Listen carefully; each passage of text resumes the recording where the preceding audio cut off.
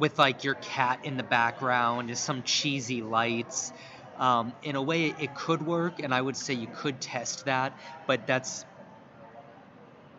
sort of not, in my opinion, something that has worked well for people that I've studied and seen, because people sort of look past it as, you're just sort of a local DJ from anywhere in the world that's just kind of setting up a crappy local live stream.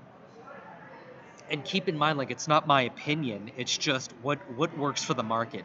My opinion doesn't matter. In fact, your opinion doesn't matter. It's just what works marketing wise. That's really the only thing that matters in this. It's very detached from ego or even preference. It's just what works. If you're not so much of a DJ, but sort of like an electronic music performer, a really cool like setup that's organically shot and kind of looks indie, and shows you tweaking knobs and doing different things. Um, Sort of like the guy from Texas, Mark Rebillier, I think his last name is. He sings, he's got a great voice, he makes up songs on the fly, and he uses I think it's a Boss looping station. He'll record a bass riff, he'll loop it. He'll record a vocal, he'll loop it. He'll record percussions, he loops it. And you can see him build a song over the course of like anywhere from like a minute to like 10 minutes. And that's really cool. The problem with DJing is it really doesn't offer something like that, because you have to let a song play in order for a crowd to get into it. So you could experiment with footage from a gig. You could see how that goes. If it's a super impressive gig, like you played a big festival, that could work. Or what you could do is actually just set up a power mixing set where you're just straight up, and you may need to work on your turntablism skills for this, but you set up just drop after drop after drop, and in 60 seconds, maybe you dropped, I don't know, what's practical, 10 songs if you hurry, and set hot cues and really drop them quickly and throw some scratching in there.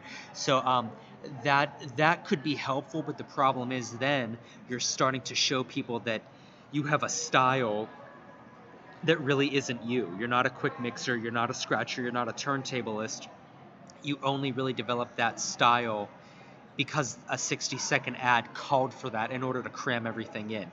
So what I would do is urge you to find things that are gonna interrupt patterns that are relevant to the scene. What would that be? I think a good example of mine is I hired a 2D animator from Fiverr to make me a video with my logo, my one logo, which is a pineapple guy, kind of a pineapple head guy, sort of like Dead Mouse and Marshmallow. I always thought it'd be cool to get like a giant pineapple head made and have it like have different lights on. So like at night, if I'm DJing a beach somewhere in the world, my pineapple head is lighting up all kinds of tripped out colors while I spin and the sun is setting. Something like that could be cool to interrupt the pattern.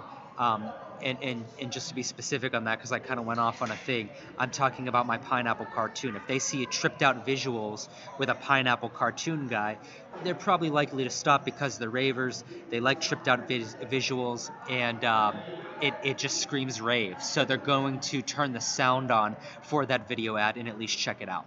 So think about pattern interruption.